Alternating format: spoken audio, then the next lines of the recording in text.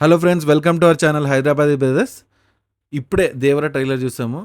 Trailer అయితే ఎక్సలెంట్గా వచ్చింది. విజువల్స్ అన్నీ కూడా చాలా బాగున్నాయి.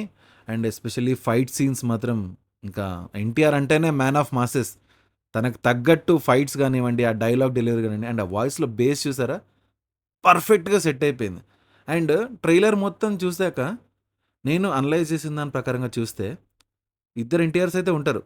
క్లియర్గా మనకు అర్థమైపోతుంది ట్రైలర్లో. Father NTR and junior NTR. So ఇందులో ఫస్ట్ మనకి డెఫినెట్గా ఒక ఊరు ఉంటుంది. ఆ ఊరికి సంబంధించిన లివింగ్ అంతా కూడా షిప్స్లో ఏవైతే దొంగతనం చేస్తారో సో దాని త్రూనే వాళ్ళ లివింగ్ అనేది ఉంటుందన్నమాట. అండ్ ఆ ఊర్లో భయపెట్టే ఒక గ్యాంగ్ కూడా ఉంటుంది. సో ఊరు ప్రజలందరూ కూడా భయపడుతూ ఉంటారు. అట్ ద సేమ్ టైం అన్యాయాలన్నీ కొనసాగుతూ ఉంటాయి. మనకి ఊరి పేరు స్పెసిఫిక్గా మెన్షన్ చేయలేదు, బట్ స్టోరీ ప్రకారంగా చూస్తే అలానే ఉంటుంది. అండ్ నెక్స్ట్ మనకి జూనియర్ ఎన్టీఆర్ షార్ట్ చూపిస్తారు. ఎవరు? సన్నది. ఎలా ఉంటుందంటే కొంచెం భయస్థుడు ఉంటాడు. జాన్వీ కపూర్ తనంటే ఇష్టపడుతూ ఉంటుంది.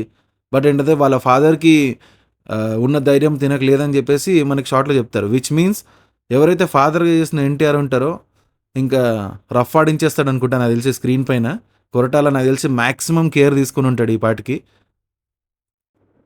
అండ్ ఫాదర్ సీనియర్ ఎన్టీఆర్ దగ్గరికి వచ్చేసరికి మాత్రం ప్రకాష్ రాజ్ గారు ఇచ్చే ఎలివేషన్, అజయ్ ఇచ్చే ఎలివేషన్, ఆ షార్ట్స్ కానివ్వండి, ఒక బోర్డు దగ్గర ఫుల్ ఫైర్తో ఉంటుంది. నాకు తెలిసి అది సీనియర్ ఎన్టీఆర్ కంబ్యాక్ సీన్ అనుకుంటా. బికాస్ ట్రైలర్లో డిస్కస్ చేస్తారు 2 years అలా గాయబైపోతాడు, తర్వాత ఎప్పుడు వస్తారో ఏంది అనేది తెలియదు అన్నట్టు చూపిస్తారనమాట. నాకు తెలిసి అది కంబ్యాక్ షాట్ ఉన్నట్టుంది.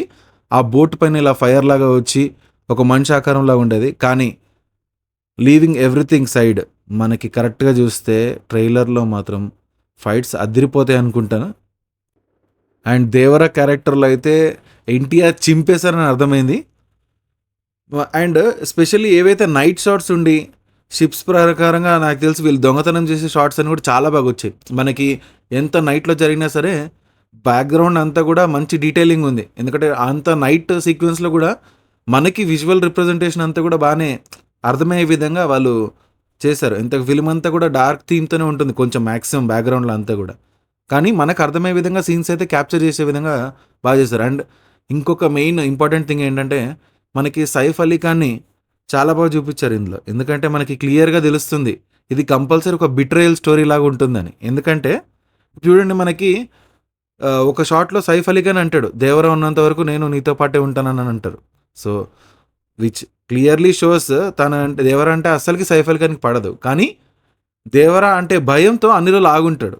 ఏదో ఒక మోకా చూసి కంపల్సరీగా దేవరని ఓడించి అప్పుడు ఆ ఊరిని టేక్ ఓవర్ చేసి తన కింద అంతా తెచ్చుకోవాలి అని అనుకుంటారు. ఎందుకంటే ఇక్కడ స్టార్టింగ్ షాట్లోనే మనకు చూపిస్తారు కదా, భయంకరమైన ఫైటింగ్ సీన్స్ అన్నీ జరుగుతాయి, ఎవరెవరో కొట్టుకుంటుంటారు. అండ్ సైఫ్ అలీ ఖాన్ ట్రైలర్ కూడా తన బర్త్డేకి వచ్చినప్పుడు కూడా మనకు అందరూ చెప్పారనమాట క్లియర్గా తను మంచి ఫైటరు అని. కానీ దేవర అంటే ఆ భయంతో అన్ని రోజులు ఆగుతారు.